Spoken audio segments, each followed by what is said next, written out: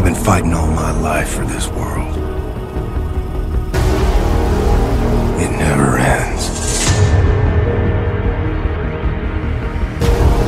They're gonna send everything they have at you. To survive, you have to embrace the suffering. To stand up and carry it. It's not about the pain you can deal. It's about how much you can take. It's do or die, sis. Just like Papa taught us.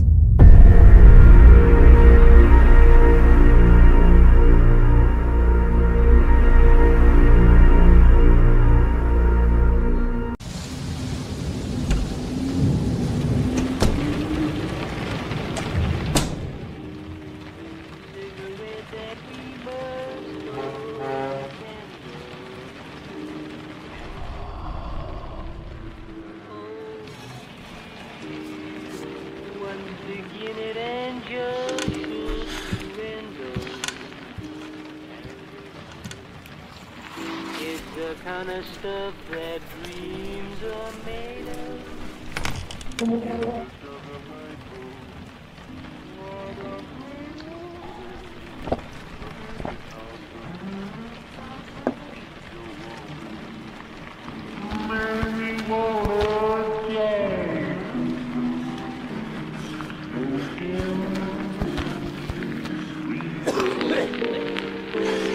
Get beyond the misery.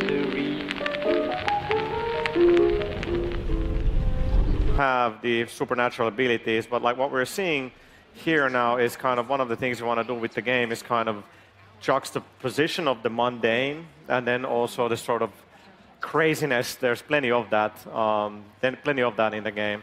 So this clip is from the behind closed doors demo that we're showing here at E3. Just wanted to give people a sneak peek of it. I should maybe be quiet and let the images speak for themselves. Yeah, this is normal.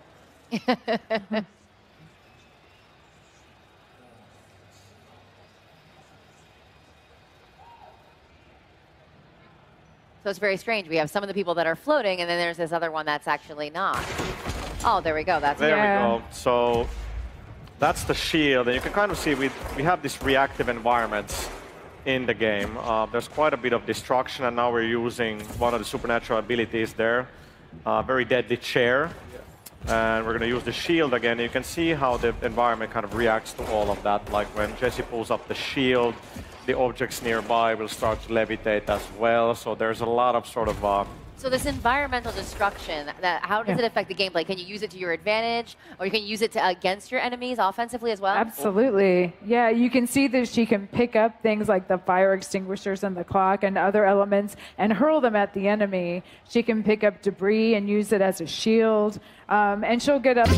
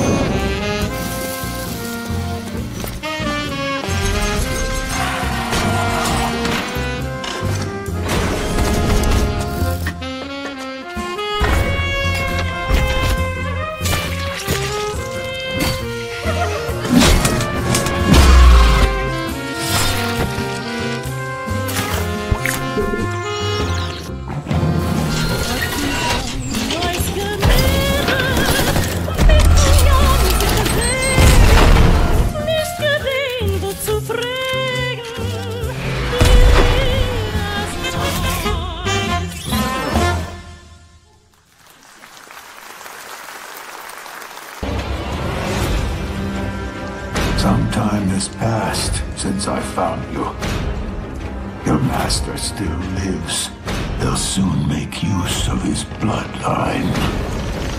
The limb you have lost will give way to something more useful. You'll learn to appreciate its worth.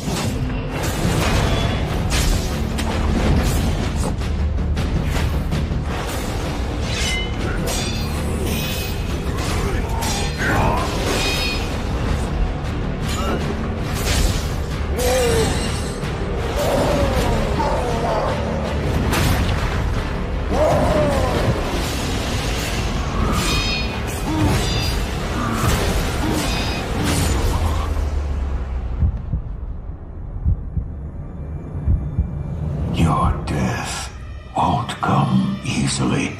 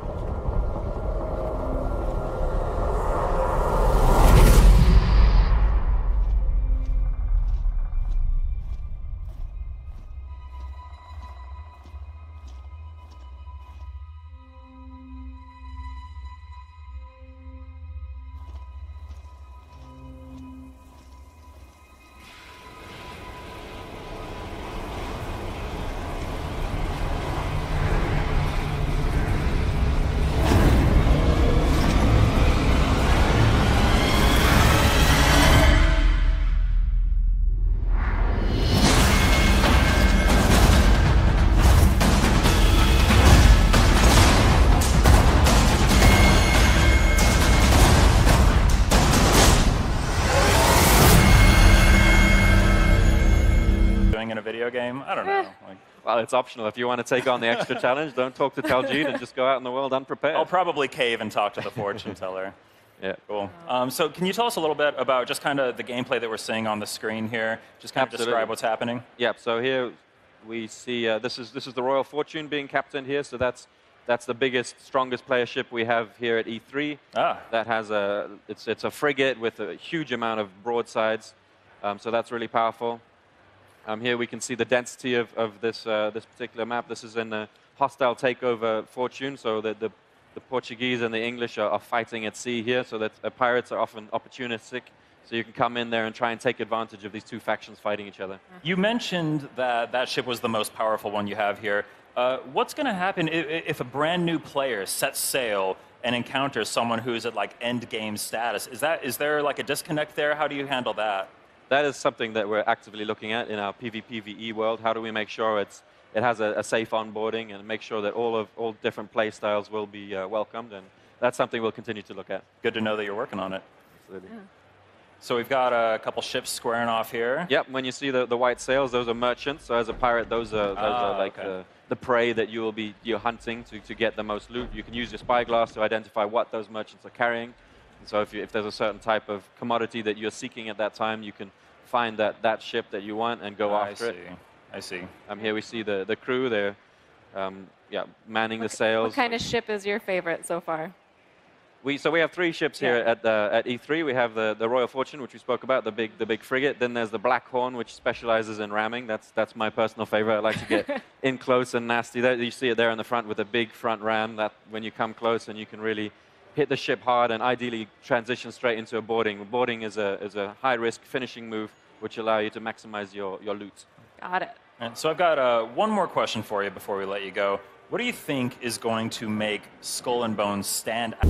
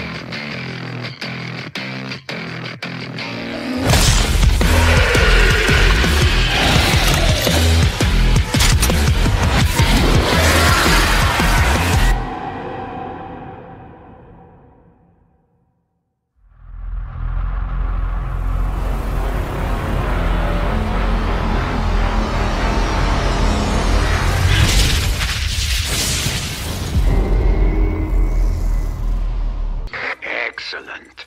Now, look for the central computer. You will initiate the recall procedure for Eco-15, still in orbit. Recall sequence approved. Beginning Ecopod recall.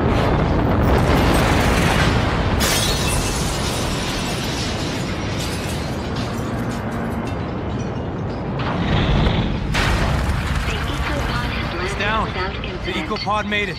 I know, and so does the Authority. Hurry, get the untainted nanotrites and get out. Also for you, there is an extra boon. Something that will make you a veritable superhero. Elevator's still running. So far, so good. Looks like Ranger Walker's gonna get a bit of a boost today.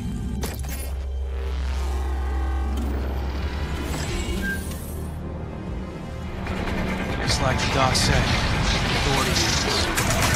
Should be a problem. Holy shit!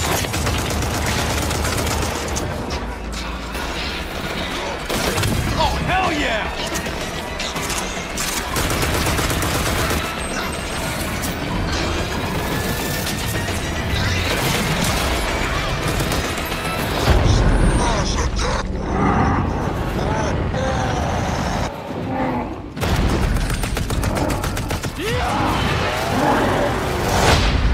It's that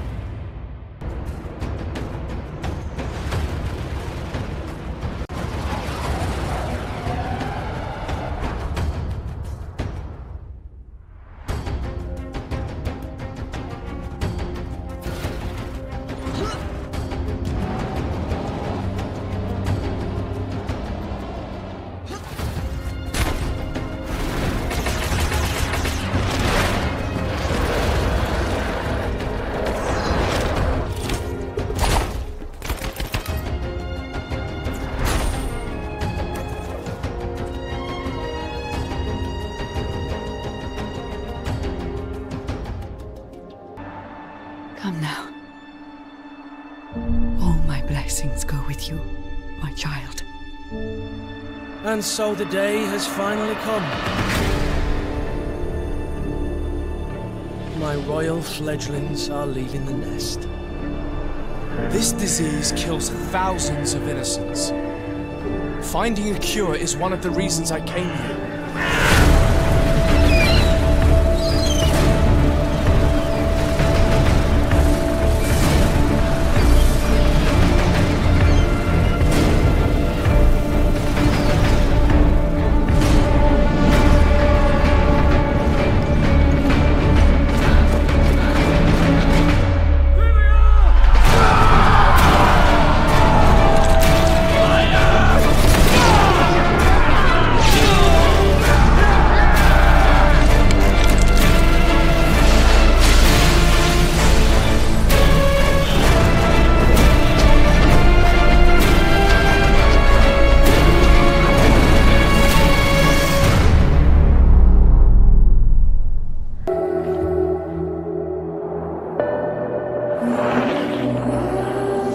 Where are we going?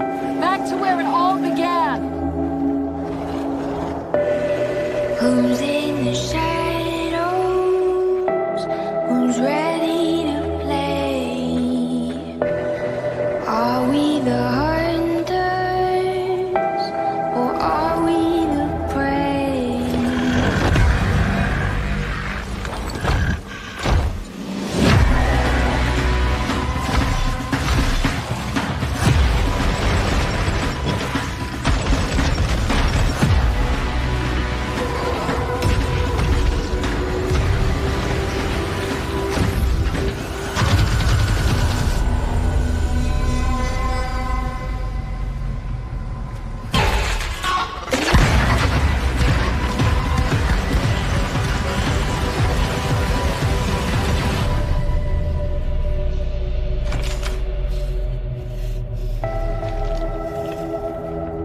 Hey.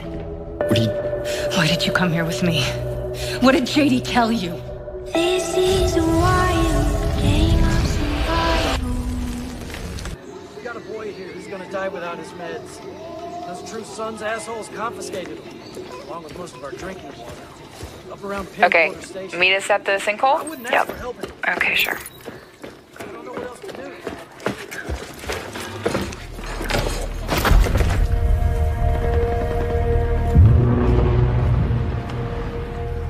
Wow. Okay. Definitely from the capital. You should have a new side mission on the map. Yeah, we're not that far. Okay, do it after the crash site? Sounds good. They're just ahead of us, Matt.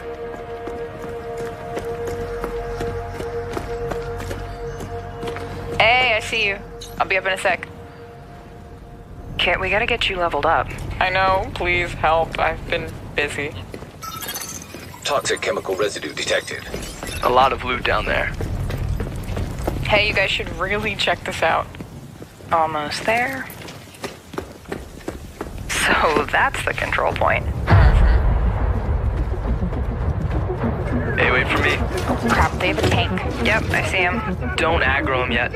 Let me adjust my build. Got my crossbow and chem launcher.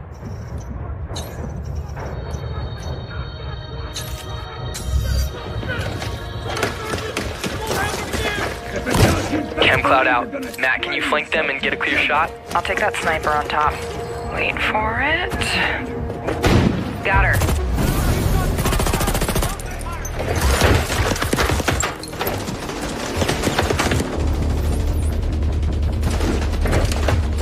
Matt, look out. All right, let me try to get that tank off you. More bad guys on the other side of the plane. Grenade! Dude, come on. Yep. R2 to... okay. Oh, no. Shit. You can't melee the horde. You could try. The strategy is panic and run. Okay, we're on the move now. Lost my bike. Not good. You can still save it. I don't recommend a melee bat against these guys, but give it a go. Got to stay nimble here.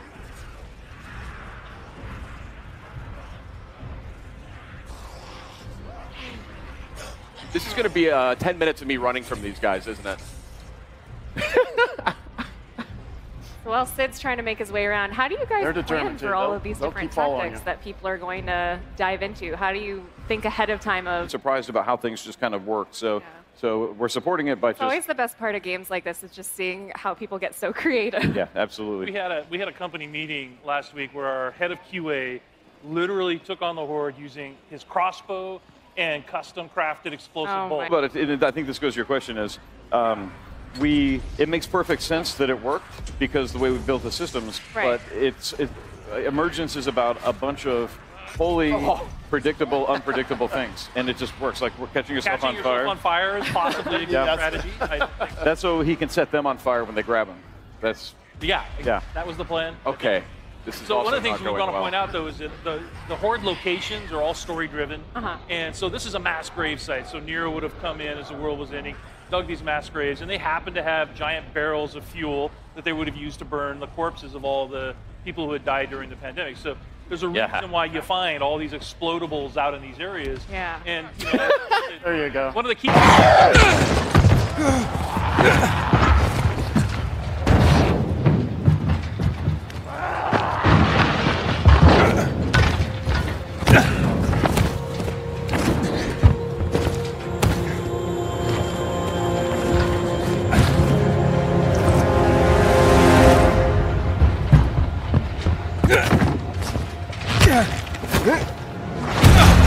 Dying Light 2 features a functioning ecosystem that reacts on multiple levels to the things you do and the choices you make.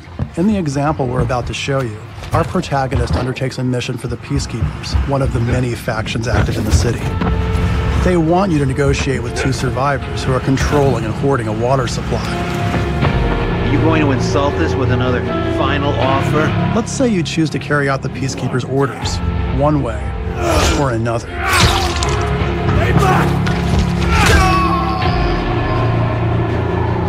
After this, you'll start seeing a significant change in the city, as access to the water supply has allowed the Peacekeepers to bring stability and develop the area. There's even running water for the people at street level. And that raises their morale and allows you to replenish your energy on the go. But there's a cost to this. The PKs have a rigid approach to law and order. So while the streets may be safer, it's only safe for those who side with them. So if you get on their bad side... Now let's return to that moment of choice. And instead of killing them, you choose to team up with this group to supply water in the black market. As you will see, this creates a very different set of consequences for the city. With water being a precious currency, it brings you access to new resources and trade.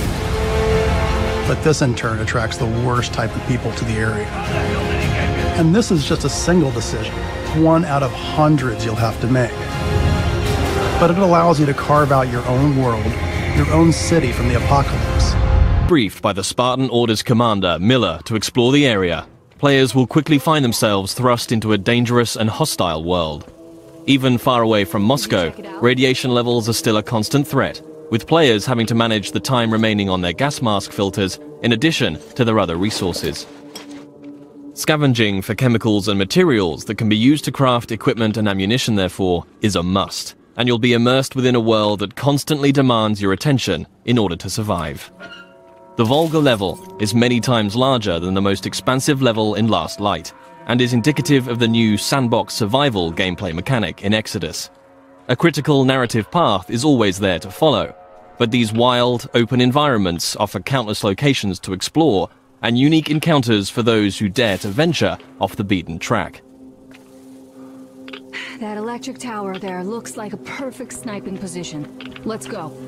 Some of these locations may reward you with upgrades and new equipment, while others may provide greater insight into the lore of Metro. Within these huge environments, players will traverse the territories of the mutants, bandits, drifters, and survivors that inhabit post-apocalyptic Russia.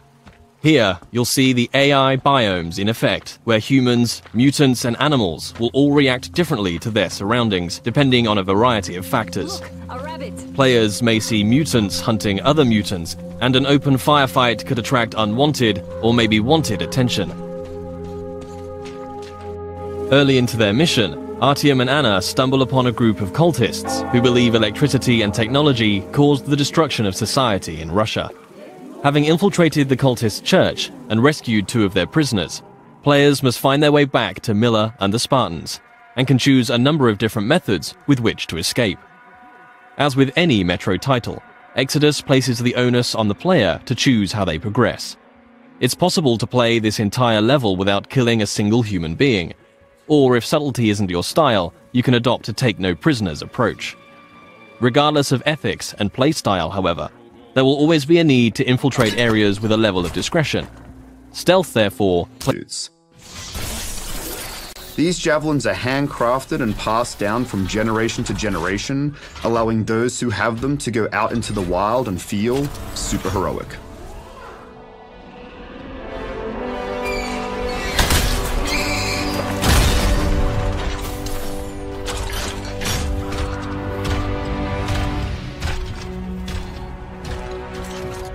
Today we will play from Jen's perspective in her Colossus, a heavily armored battle exo that trades agility for massive firepower. As you can see, her 2 friends have joined us. Renata is playing in the Ranger, a faster moving javelin with a focus on precision. Scylla is also playing a Colossus, but with a completely different loadout, one that focuses on close quarter combat, and we'll see his flamethrower a bit later on. He also has a totally different appearance with that sweet, sweet red speed stripe. Ours is an unfinished world, a world abandoned by its gods, the Shapers. It's also a reactive world. Here you can see our jets are overheating, but we can fly through this waterfall to cool them off. Owen, what's the plan here? Picking up loads of scars nearby. Take a look around the area, but be careful. Owen is our cipher and guide for the mission, and will provide valuable intel.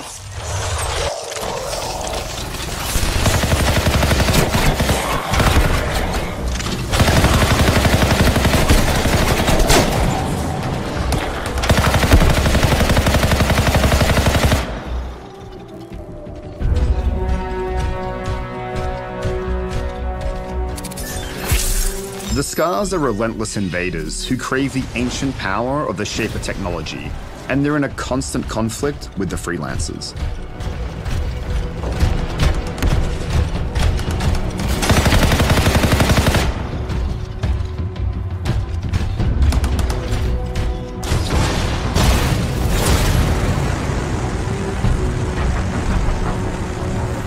Up ahead we have a Scar watchtower. Our squad should probably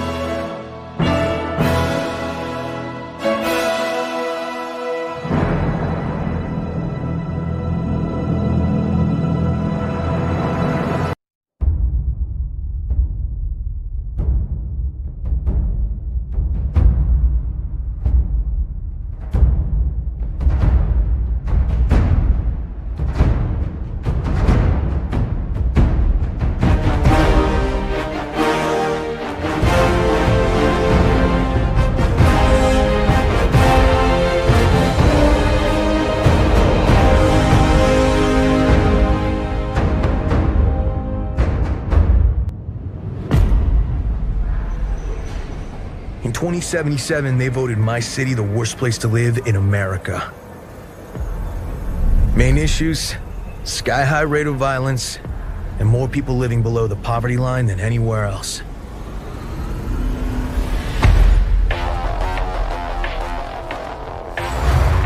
Can't deny it, it's all true. But everybody still wants to live here. This city's always got a promise for you. Might be a lie, an illusion. But it's there, just around the corner. And it keeps you going.